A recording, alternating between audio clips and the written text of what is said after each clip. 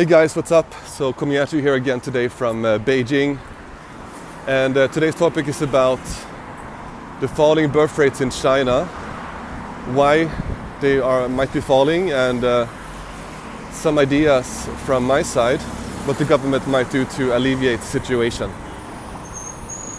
So you might not notice already, but the birth rates in China are falling year by year, and currently at the lowest level in recent history.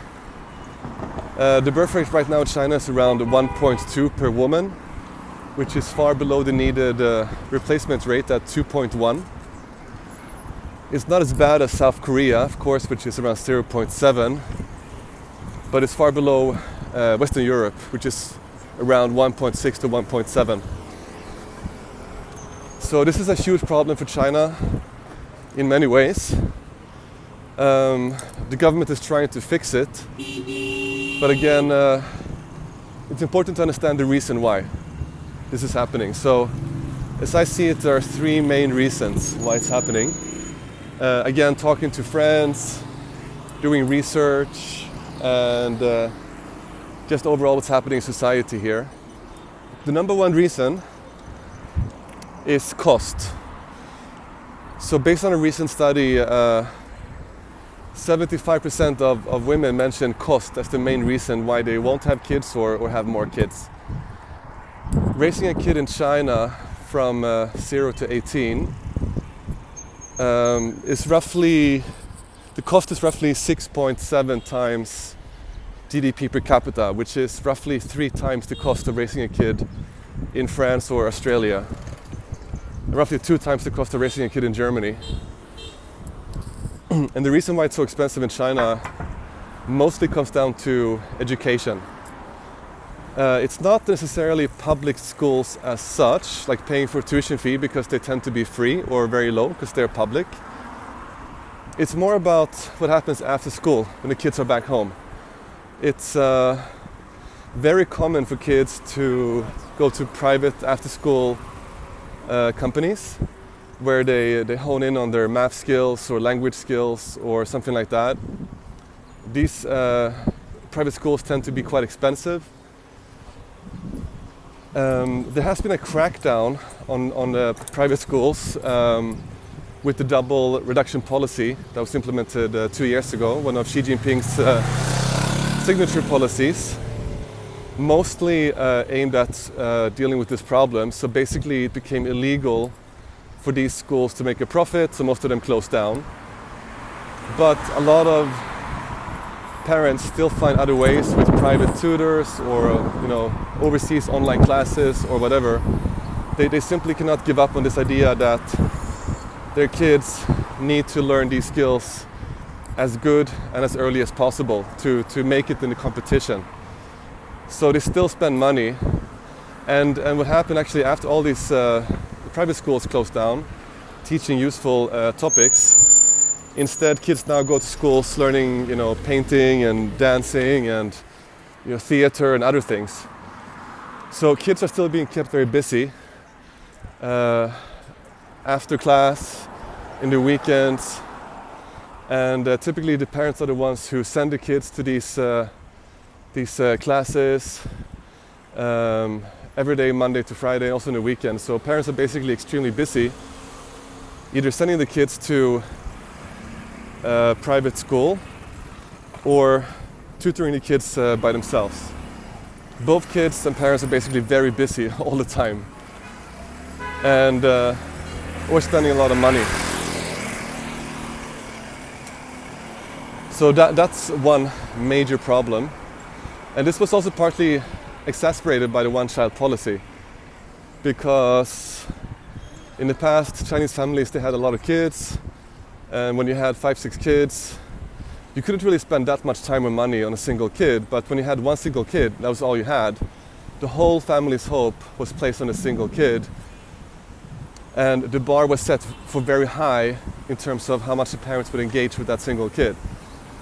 And now, when families in theory could have more kids, the bar is still at that very high level, because actually a lot of people still only have one child.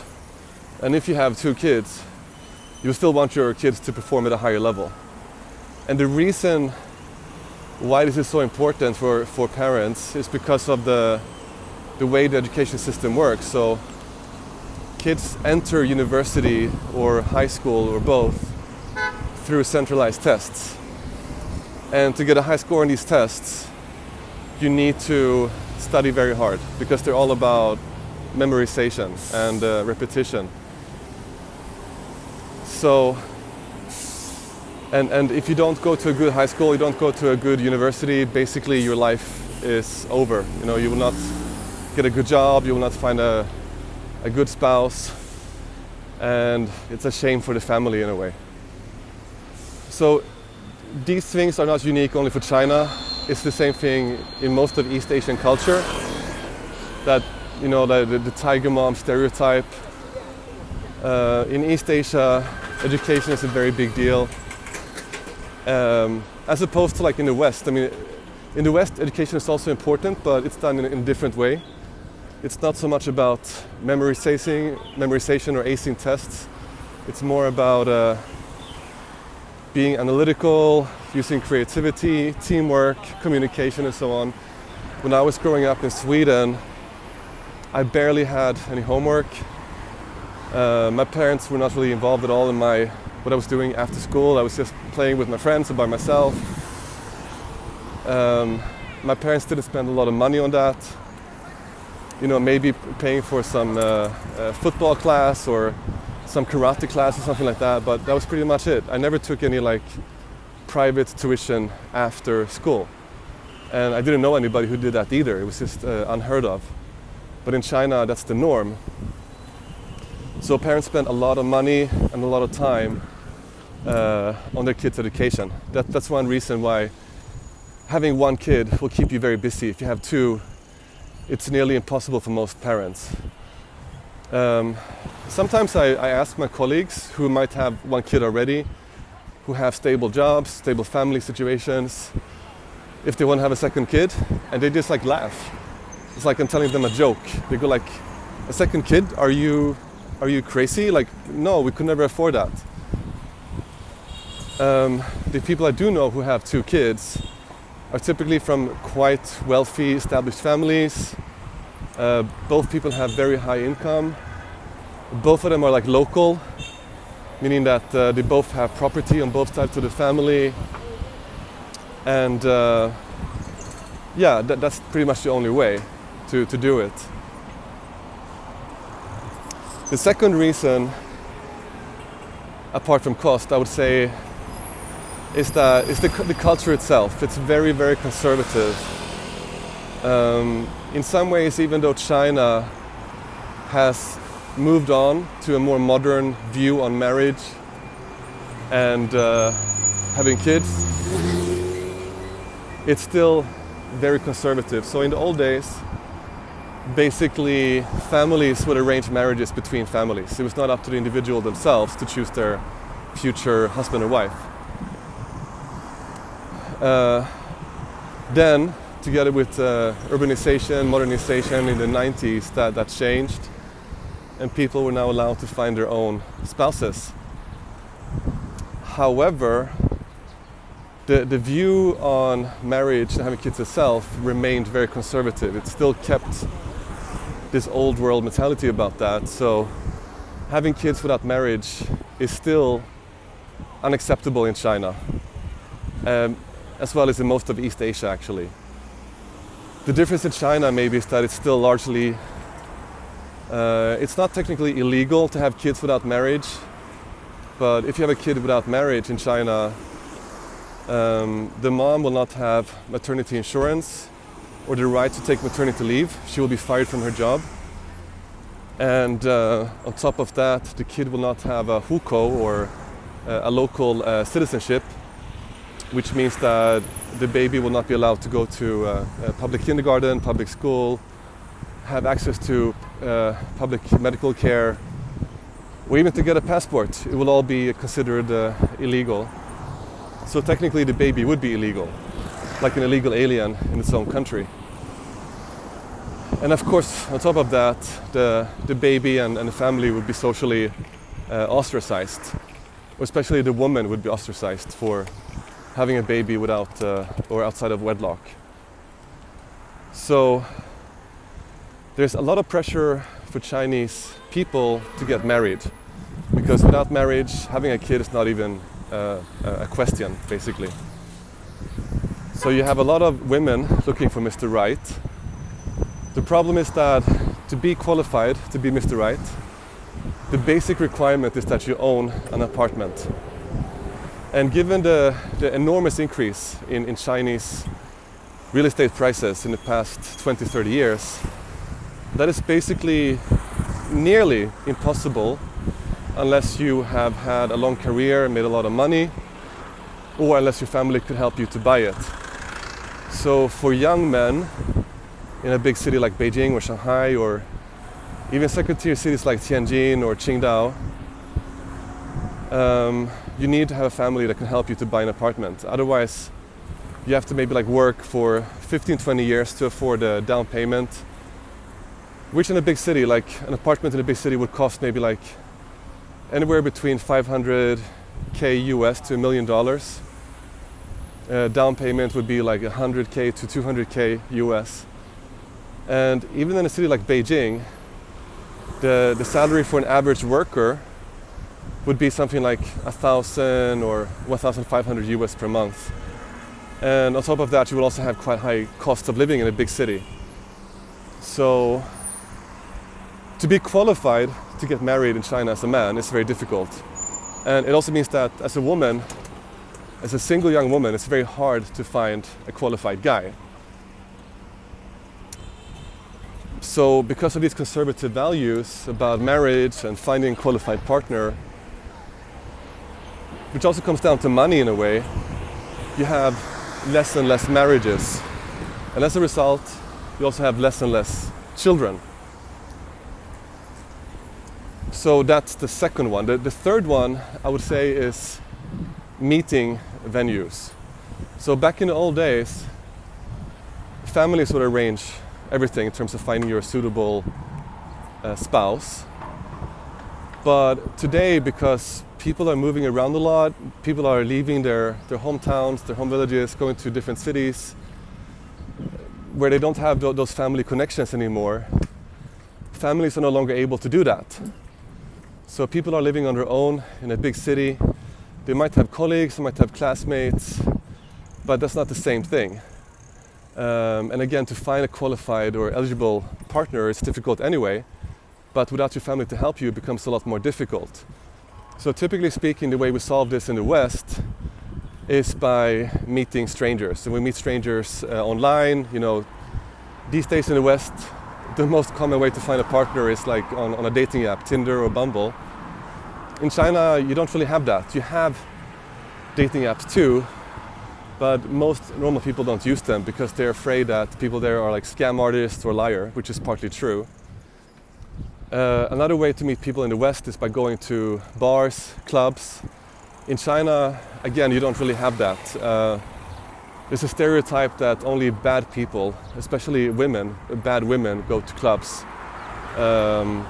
This whole thing with like one-night stand culture, hookup culture, doesn't really exist in China. If a woman did that here, it would be considered extremely negative, especially if people around her or people that she was thinking about marrying would know about that. So that's not really an option here. So the only options that remain are typically introductions by colleagues or friends. But again, if you work in a place where most other people are women or they are already married, or your friends don't really have any better connections than you do because they come from the same province or the same background, it's difficult to get an introduction. So for example, I know in my workplace, I know we have single women, early 30s, they come from outside of Beijing, but they somehow just always remain single. They don't have any dates. They have like no prospects of finding a potential partner. And one problem with women who come from outside the city, apart from lacking social connections, is also that the guys that they would consider to marry let's say a guy living in Beijing who owns an apartment, do not consider them, these outside women, as potential partners, because these guys typically come from families with a history in Beijing that have property, and they wouldn't marry a woman, an outside woman, without property in Beijing.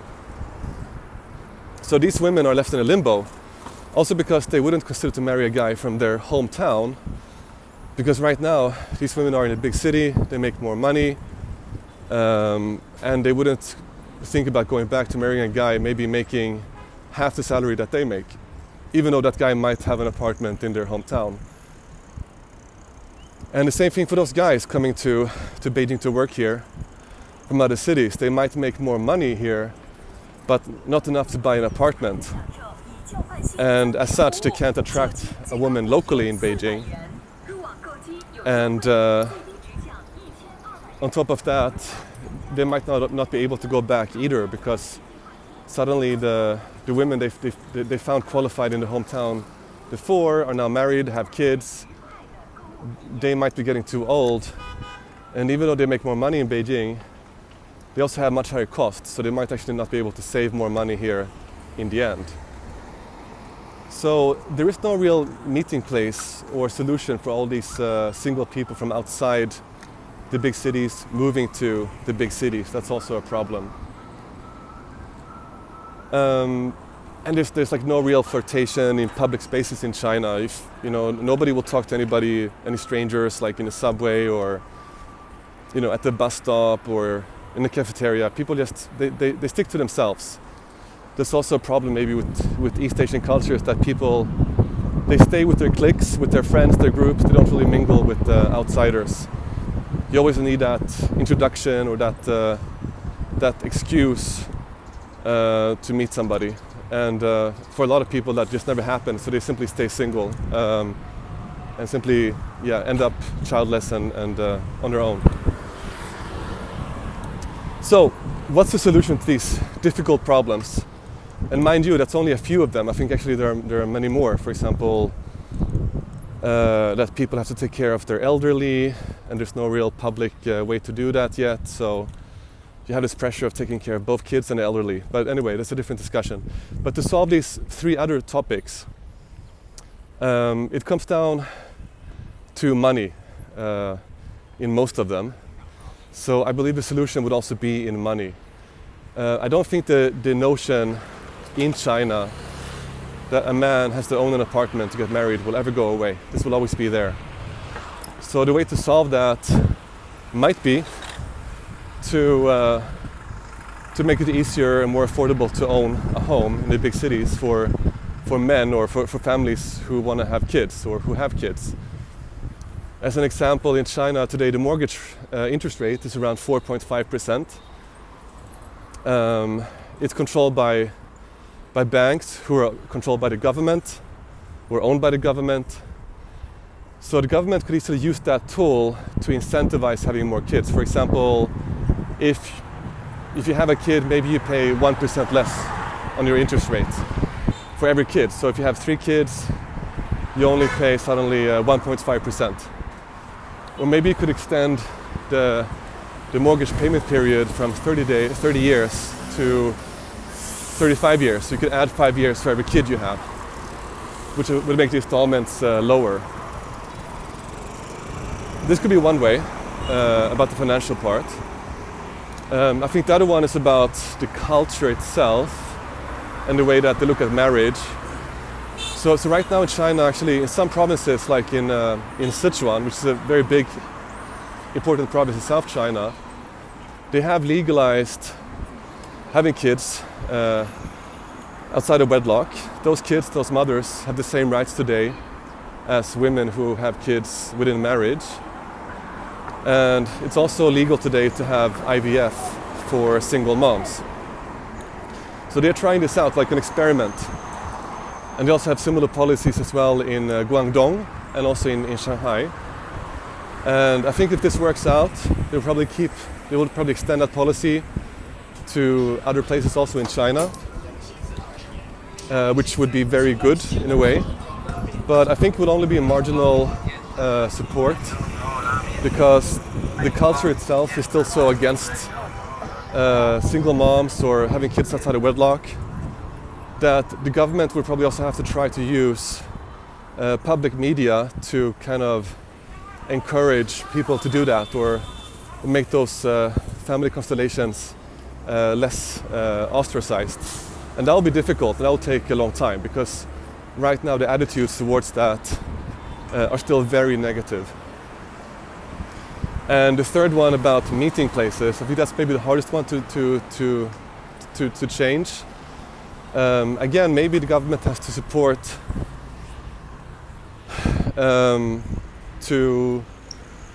through culture mostly, to make it more acceptable to meet people online, encourage more like reliable online alternatives, have more events or like meeting places for singles to get together.